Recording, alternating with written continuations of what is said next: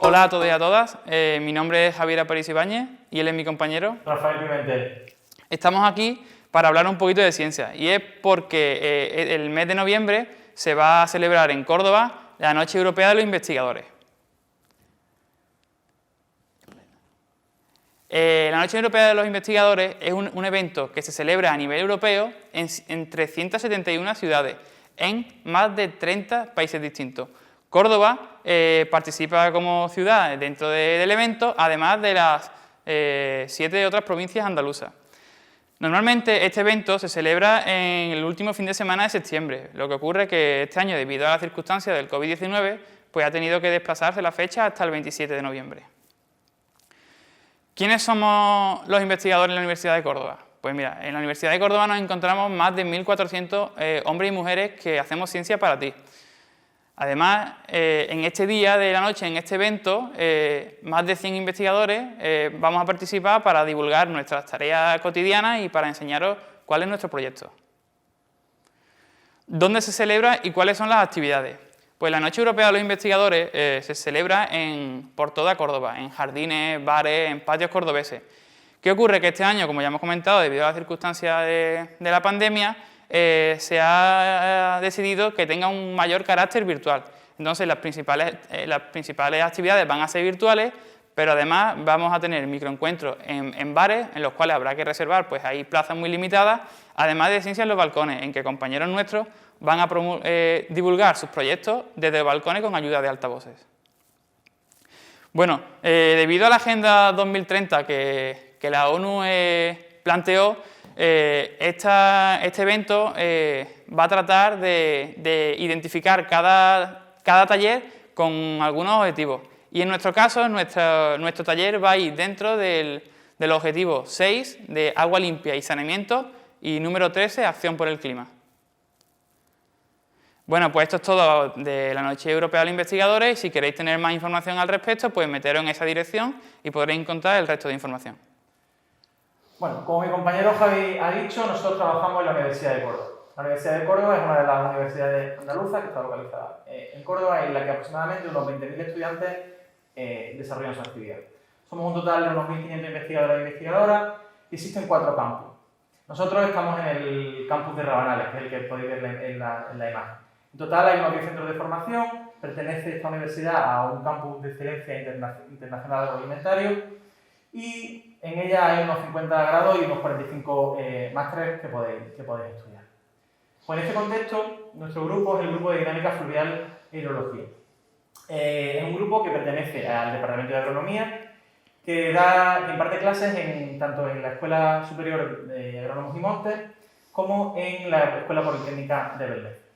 Nuestro grupo es un grupo multidisciplinar, es decir, está formado por personas de diferente formación profesional, es decir, hay ingenieros forestales, ingenieros agrónomos, ingenieros de obras públicas, ingenieros de camino o personal administrativo, pero a todos nos une un objetivo común, que es el estudio de la hidrología, que es la ciencia que estudia cómo se comporta el agua en la superficie de la Tierra y cuál es su interacción con los seres humanos. Bueno, ¿y cómo llevamos a cabo nuestra investigación? Bueno, pues nuestra investigación se lleva a cabo a partir del método científico, que la definición es un tanto compleja, pero vamos a resumirla de forma breve. En primer lugar, se lleva a cabo la observación de la naturaleza, o de forma con consensuación. Y a partir de entonces nos hacemos unas preguntas. Estas preguntas deben ser respondidas y planteamos una hipótesis que pueden ser correctas o no. A partir de las hipótesis llevamos a cabo los experimentos. Si los experimentos son correctos y nos responden las preguntas, las hipótesis, pues llevamos a cabo el análisis y conclusión de los resultados y posteriormente el reportar los resultados. ¿Que los experimentos no son concluyentes? Pues nos volvemos a replantear las hipótesis y volvemos a realizarlos hasta que sean correctos.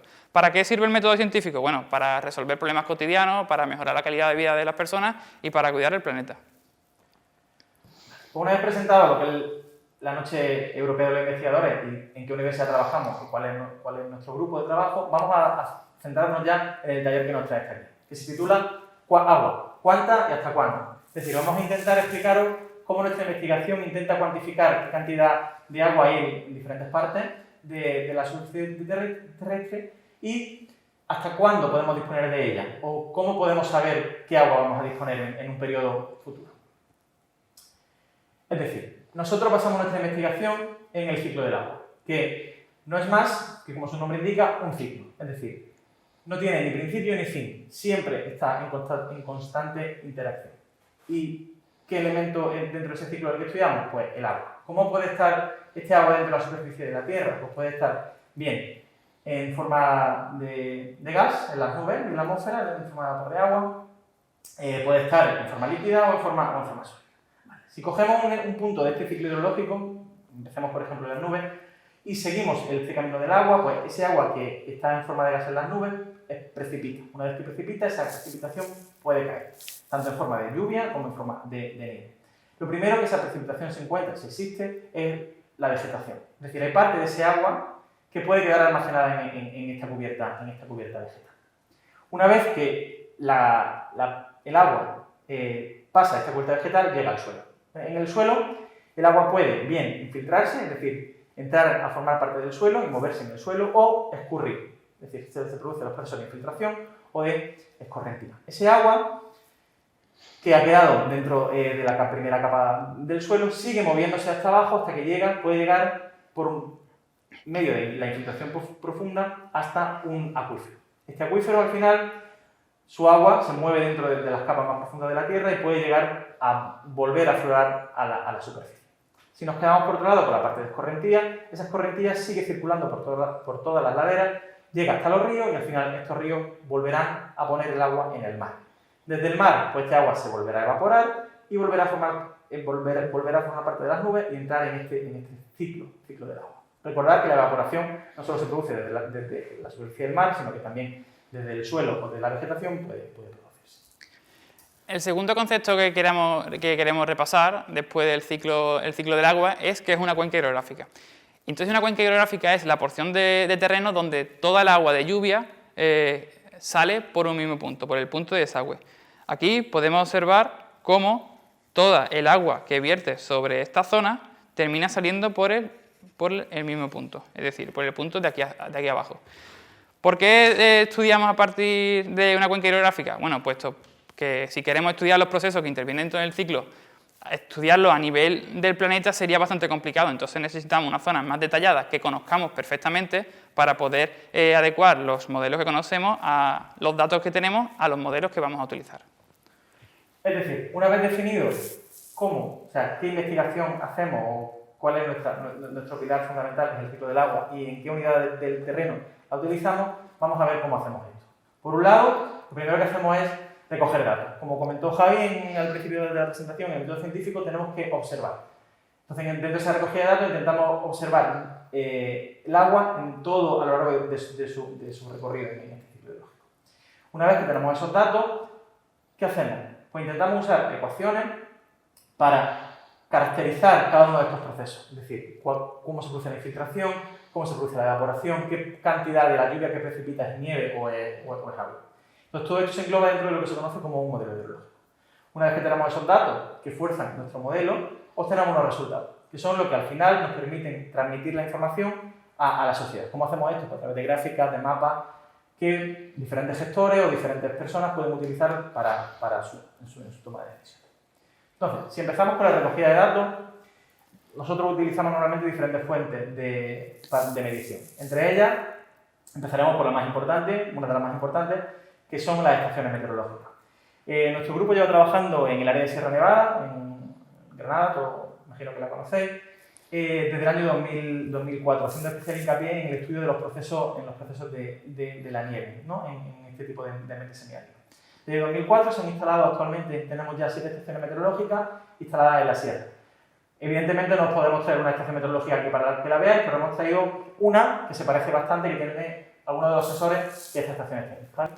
Bueno, pues como ha dicho el compañero, esta es una estación meteorológica un tanto básica, pero bueno, al menos tiene los sensores más importantes que todas las estaciones meteorológicas deben tener. En primer lugar, este embudo negro es el pluviómetro, se llama pluviómetro de cazoletas y funciona de la siguiente manera. La precipitación que cae dentro del embudo va pasando hacia abajo y va golpeando en esta especie de cuenco, y cada golpe que registra las cazoletas pues va marcando los milímetros de agua que están cayendo. En segundo lugar, podemos, aquí debajo tenemos el termómetro y el sensor de humedad, que es el higrómetro. Lo tenemos dentro de esta cápsula para tenerlo un poquito alejado de los que son los agentes externos, como puede ser la lluvia, la nieve, el granizo. Y por último, tenemos el anemómetro y la veleta, que son los sensores que miden la velocidad del viento, el anemómetro, y la dirección, la veleta. Vale. Además de estos sensores, en las estaciones que tenemos en campo, pues medimos, por ejemplo, radiación solar, ¿no? Que es la cantidad de energía que nos llega desde el sol. O tenemos unos pluviómetros especiales para medir nieve. Bueno, pues además de, como decía, además de medir los datos meteorológicos que son básicos, vamos al campo también, así que continuar con esta observación y ver dónde está el agua o cómo podemos cuantificar el agua en los diferentes procesos dentro de este ciclo hidrológico. Así, por ejemplo, tomamos medidas de humedad del suelo, vamos al campo donde traemos muestras de suelo y medimos qué cantidad de agua hay. Podemos medir propiedades de la nieve, como por ejemplo qué densidad tiene, qué espesor hay, qué cantidad de energía se refleja, o algo que es fundamental, estudiar la vegetación, es decir, ir al campo, ver qué tipo de vegetación tenemos, ver si está en floración, si está en un punto en el que todo el árbol está cubierto o hay momentos en los que se está perdiendo vegetación por algún tipo de proceso. Vale. Finalmente, también necesitamos recoger datos de caudal. Al final, los ríos son los puntos en los que converge toda nuestra agua que escurre. Para eso, vamos al campo igualmente, veis aquí algunas imágenes en las que algunos compañeros del grupo están midiendo qué cantidad de agua está pasando por una determinada sección. Además de la cantidad de agua, podemos medir contaminantes o podemos medir qué calidad tiene ese agua. Vale, toda la información que hemos medido hasta ahora es información que medimos en contacto, es decir, medimos lluvia, que estamos en contacto con esa lluvia. Vamos al campo, medimos nieve, estamos en contacto con esa nieve. Pero existen otras fuentes de datos en las que no es necesario estar en contacto con esa información. Entre ellas destacan la información remota, es decir, información que se puede medir a través de satélites. Es decir, hay agencias espaciales, principalmente la NASA en Estados Unidos y la ESA en Europa, que lanzan o que han lanzado a lo largo de la historia satélites que orbitan alrededor del planeta y que son capaces de medir, entre otras cosas, propiedades del agua, ¿no? Partes de dónde está ese agua. En la imagen podemos ver, por ejemplo, una imagen de Sierra Nevada en la que observamos claramente cómo se extiende el manto de nieve sobre el terreno. Nosotros, además de lo que hemos comentado en nuestra estación meteorológica, también usamos cámaras convencionales, un poco más sofisticadas para que sean capaces de aguantar las inclemencias del tiempo, que instalamos en estas estaciones. ¿Qué hacemos con ellas? Pues intentar igualmente ver la evolución de diferentes procesos que nos puedan interesar en nuestro estudio hidrológico. En la imagen vemos, por ejemplo, una cámara que está instalada en una de las estaciones de Sierra Nevada, en la que vamos viendo cómo va evolucionando el manto de nieve y cómo este manto de nieve va interaccionando con las rocas que hay en el suelo. O en la imagen de la derecha podemos ver otra de nuestras estaciones, en este caso en el norte de la provincia de Córdoba, en una finca cerca de Cardeña, en la que vemos una dehesa y cómo a lo largo del año la vegetación va cambiando, ¿no? Si os fijáis en la primera encina que hay en primer plano, veis como hay un momento en el que el árbol está floreciendo, deja de florecer o el pasto de abajo va cambiando su color. Para nosotros eso es importante, porque dependiendo de en qué momento del ciclo esté de crecimiento fenológico del ciclo, pues podemos saber qué cantidad de agua qué cantidad de agua hay en esa vegetación. Vale, pues una vez que tenemos recogida nuestros datos meteorológicos, nuestra información tanto meteorológica como de campañas de campo, ¿qué hacemos? Intentamos introducir esa información en unos modelos hidrológicos, que no son más que un cómputo de ecuaciones complejas, ¿vale?, que representan cada uno de los procesos que hemos visto. Estas ecuaciones, no vamos a entrar en detalle, se resuelven y al final somos capaces de saber o de intentar conocer qué cantidad de agua tenemos en diferentes partes de nuestro ciclo hidrológico. Estas ecuaciones normalmente se resuelven en ordenadores potentes. Nosotros aquí en la UCO tenemos unos ordenadores potentes que nos ayudan a hacer esta investigación. Vale, pues con estos datos observados y medidos que introducimos en nuestro modelo, somos capaces de obtener, por ejemplo, datos de caudal en un río. Si la información que obtenemos es información en el pasado, es decir, información que ya hemos medido, podremos saber qué es lo que ha pasado con el caudal en este periodo anterior, ¿vale? Eso lo utilizamos para comprobar que nuestro modelo funciona bien. Vale. Una vez que tenemos el modelo ya puesto a punto y sabemos que funciona bien, si nosotros somos capaces de tener información de qué va a pasar en el futuro, podemos usar nuestros modelos para, al final, saber qué caudal va a haber en un periodo de tiempo que no es el presente. Al igual que todos estamos acostumbrados a ver las noticias del tiempo, ¿no? Es decir, todas las noches o todas las tardes después de los informativos nos dan un parte meteorológico. Y todos estamos súper acostumbrados a que es una borrasca, que es un anticiclón, etc. Pues, igual que eso, nosotros seríamos capaces de predecir o de pronosticar qué caudal va a haber en los ríos. Dependiendo de si ese pronóstico lo hacemos, igual que hace en la información meteorológica, a una escala relativamente corta, es decir, a una semana, a un año, a una semana o a un mes, esa información se denomina pronóstico. Del mismo modo, podemos tener información acerca de la meteorología en un periodo más lejano, en un periodo futuro. A eso, los resultados de esos estudios se les conocen como proyecciones.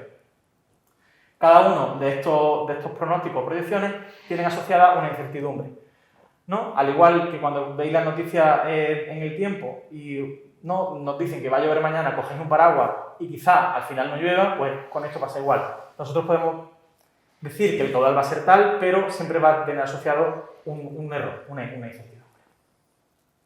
Muy bien, entonces es importante diferenciar entre estos dos términos, pronóstico y proyección.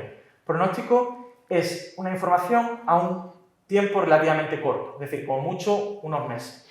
Por el contrario, una proyección es una información que está a un periodo más futuro, ¿vale? Las premisas, las condiciones iniciales son diferentes.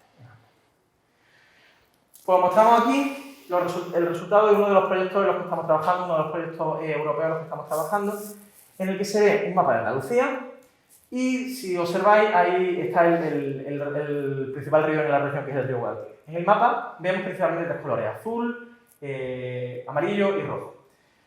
La zona roja nos indican zonas en las que el caudal para el mes de diciembre, es decir, para el mes siguiente, va a estar por debajo del caudal normal que hemos medido durante todo el periodo histórico. Es decir, el caudal va a estar por debajo de lo normal. Si por el contrario la zona es azul, la información lo que nos está diciendo es que el caudal va a estar por encima de lo normal. En el caso de la zona gris y blanca, no tenemos información suficiente para proporcionar una información. La intensidad del color, es decir, si es más rosita o más rojo, nos indica cómo de alto o bajo va a ser ese cambio. Vale, pues con esto, Javi. Bueno, pues ya he estado explicado toda la teoría y ahora os toca trabajar un poquito a vosotros. Para ello, hemos planteado una serie de actividades que vais a tener que responder. Aquí en la imagen podéis observar dos mapas de Andalucía, uno de enero de 2021 y el otro de febrero, y a partir de ellos dos tenéis que responder a las preguntas. La primera de ellas es: ¿en qué zona de Andalucía existe una mayor probabilidad de que aumente el caudal y en cuál que descienda? Entonces, ahora os dejaremos unos 3 minutos, para que discutáis con vuestra profesor o profesora cuándo ocurre esto. Posteriormente, a los 2 o 3 minutos, responderemos las preguntas y vosotros corregiréis.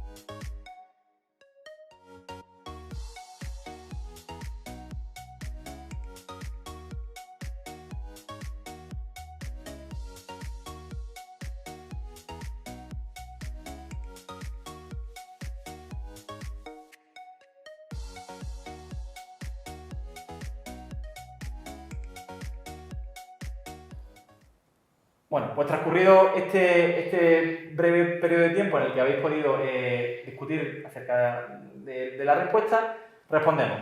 ¿En qué zona de Andalucía existe una mayor probabilidad de que aumente el caudal? Es decir, ¿en qué zona el caudal está por encima de lo normal?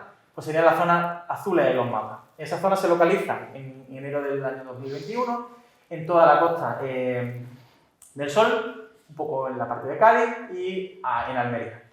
Por el contrario, las condiciones de febrero son un poco diferentes. Estas zonas se siguen manteniendo, pero además se añade el oeste de la provincia de Córdoba y el norte de la provincia de Sevilla.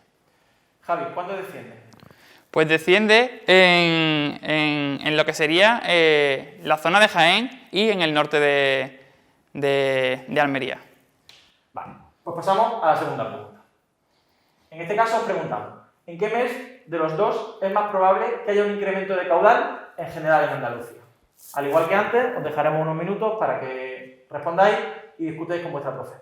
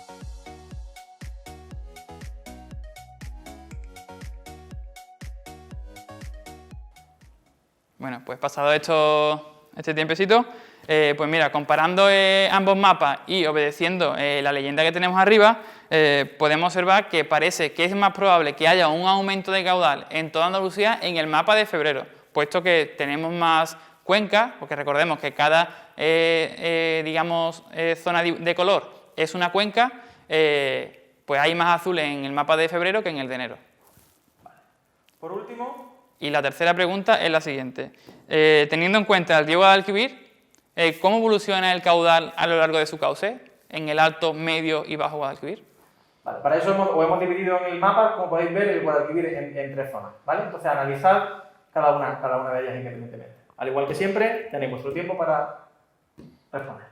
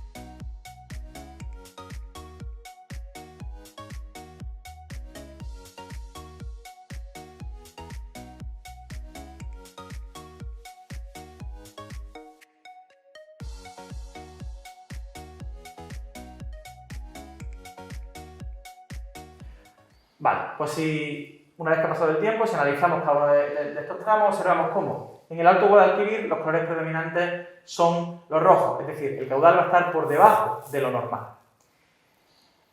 Por el contrario, en el Medio Guadalquivir o en el Bajo Guadalquivir, este color predominante es el azul, por lo tanto este caudal se espera que esté por encima de lo normal. ¿Para qué nos puede servir esto? Pues para decirle a un gestor, quizá en febrero tu caudal va a ser mayor que la media normal de los febreros y tomar una serie de medidas al respecto. ¿De acuerdo? Recordad que toda esta información está sometida a una incertidumbre, como decíamos antes. Es decir, que aunque eso sea lo más probable que pase, no tiene por qué pasar. ¿Vale? ¿Qué os proponemos ahora? Que si enlazáis cada una de las preguntas que os hemos hecho, os convirtáis por un momento en chicos del tiempo. Es decir, al igual que estamos, como decíamos antes, estamos acostumbrados a recibir información meteorológica, en este caso que vosotros, con toda esta información hilada, creéis un pequeñito discurso, una redacción en la que digáis a vuestros familiares o a vuestros amigos, como queráis, qué va a pasar en los siguientes meses en relación al caudal en Andalucía. ¿Poco más? Pues nada, eso es todo. Si queréis ser investigadores, pues ya sabéis, os esperamos en la Noche Europea de los Investigadores.